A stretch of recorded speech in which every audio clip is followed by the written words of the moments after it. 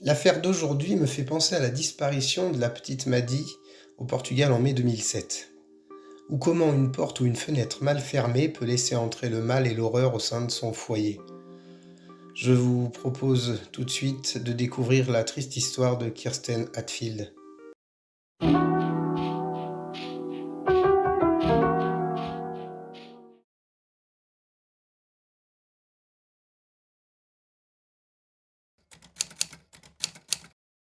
Comme toujours, essayons d'analyser les faits dans cette affaire. Nous sommes en 1997 aux États-Unis dans l'État de l'Oklahoma, dans la ville de Midwest City. C'est une agglomération de plus de 60 000 habitants dans le Midwest américain. Et l'histoire qui va suivre est le cauchemar de tout parent. Le 13 mai 1997, Shannon McCrossan s'apprête à coucher ses filles, Kirsten, 8 ans, et sa petite sœur de 3 ans nommée Faith.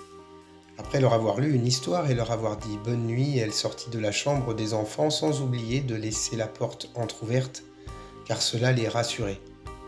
Puis elle rejoint sa chambre à elle et dormit. Vers 3 heures du matin, Shannon entendit un gémissement venant de la chambre des fillettes. Elle savait que Faith parlait dans son sommeil et elle ne fut pas plus alarmée que cela. Elle prit tout de même la décision de se lever pour écouter plus attentivement. Mais voyant la porte des enfants fermée, elle renonça à s'approcher davantage de peur de ne les réveiller. La porte devait s'être fermée de façon quelconque. Sur le coup, elle n'y prêta pas attention et retourna dormir. Aux alentours de 6h30 le lendemain matin, elle pénétra dans la chambre de ses filles pour les réveiller. Elle fut horrifiée de n'y trouver que Faith. Elle appela et cria le prénom de Kirsten dans toute la maison, cependant aucune réponse, aucune trace d'elle. Et c'est à ce moment-là que Shannon comprit. Oui, elle comprit que le gémissement est la porte de cette nuit. Oh mon Dieu! Complètement paniquée, elle compose le 911. Prenant l'affaire très au sérieux, les enquêteurs arrivent très rapidement sur les lieux.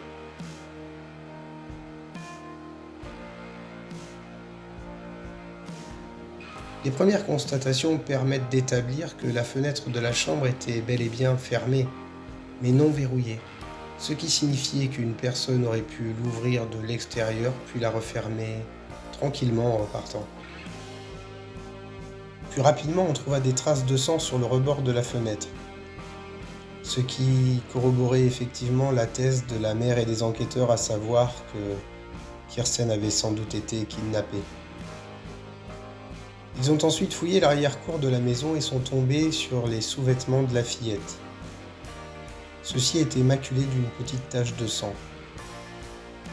Puis sur une clôture en bois, ils trouvèrent encore une autre trace de sang. À l'époque, les enquêteurs ne bénéficiaient en aucun cas des technologies actuelles, mais ils avaient vraiment fait de leur mieux avec les moyens de l'époque. Ainsi, bien que les traces de sang aient été analysées, elles ne furent reliées à aucun suspect. La seule chose qu'on ait pu en déduire, c'était que le sang n'appartenait pas à Kirsten et appartenait à la même personne. À part ça, rien d'autre. La nouvelle de l'enlèvement se propagea comme une traînée de poudre, et dans les heures qui suivirent la disparition, des affiches étaient déjà prêtes à être diffusées et distribuées avec la photo, la taille et le poids de Kirsten.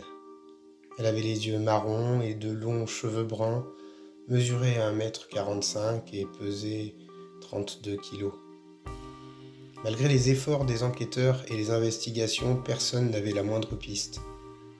Et début juin, malgré le désespoir de Shannon, les recherches officielles furent arrêtées.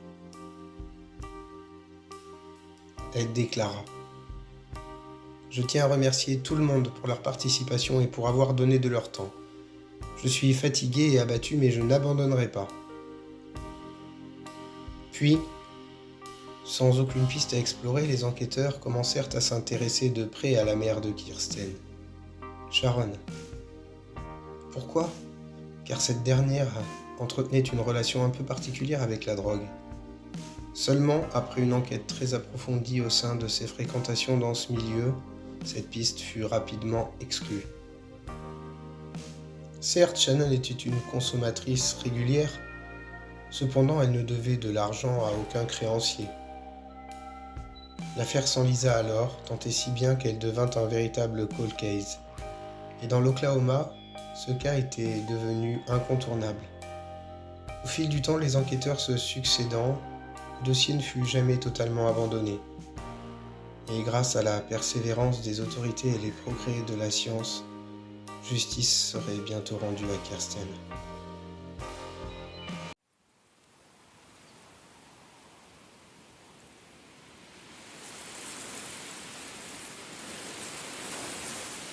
Comme on dit dans les livres ou comme on dit dans les contes, la vie dans l'Oklahoma reprit doucement son cours.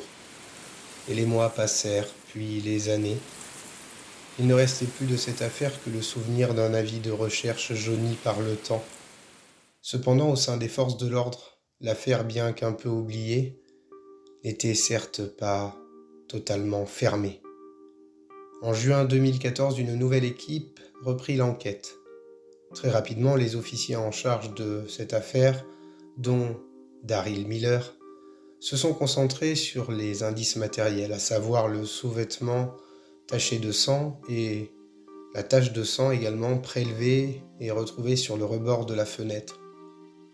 Sous scellé, les échantillons furent réanalysés. Cependant, même passé au codis, toujours aucune correspondance.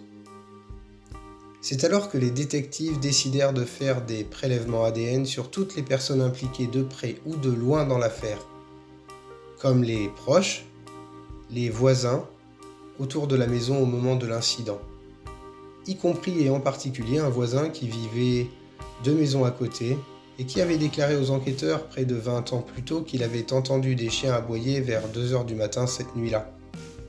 Son nom, Anthony Palma.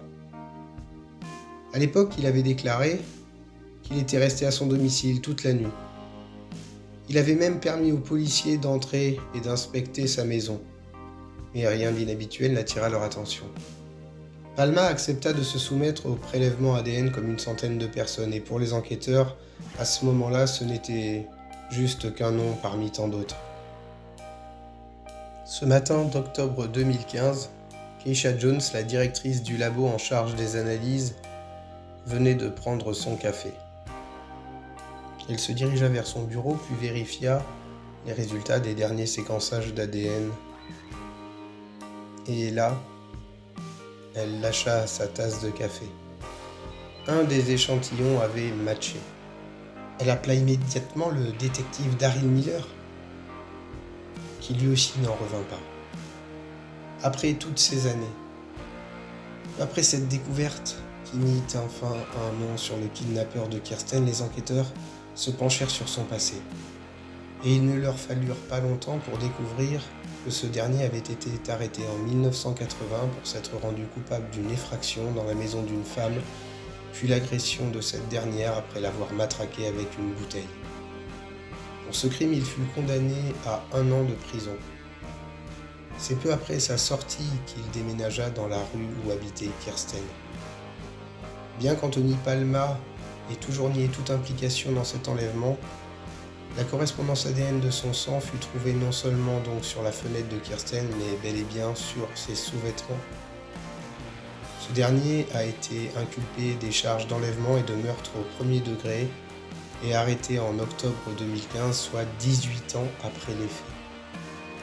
Malgré les opérations de recherche dirigées à son domicile, aussi bien dans le jardin que dans son habitation, on ne retrouva pas le corps de Kirsten. 2 ans après son incarcération, en octobre 2017, il fut enfin jugé.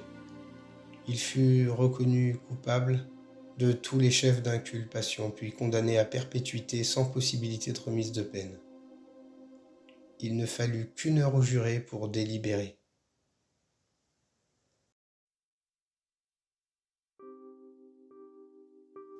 Il est des morts dont on peut se réjouir, même si on ne se réjouit jamais de la mort de quelqu'un.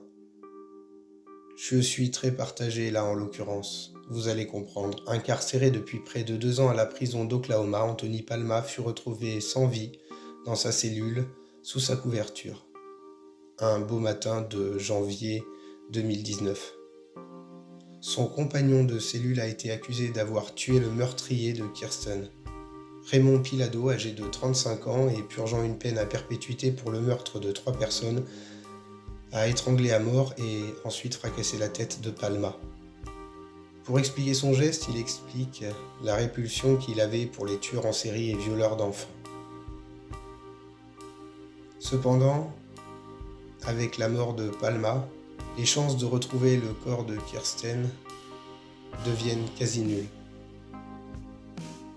C'est pour ça que je suis un peu partagé, même s'il l'aura bien cherché. Sur ce, j'espère que cette histoire vous aura plu. J'espère à très bientôt. Si ce n'est pas fait, abonnez-vous. Et surtout, faites attention à vous. À très bientôt.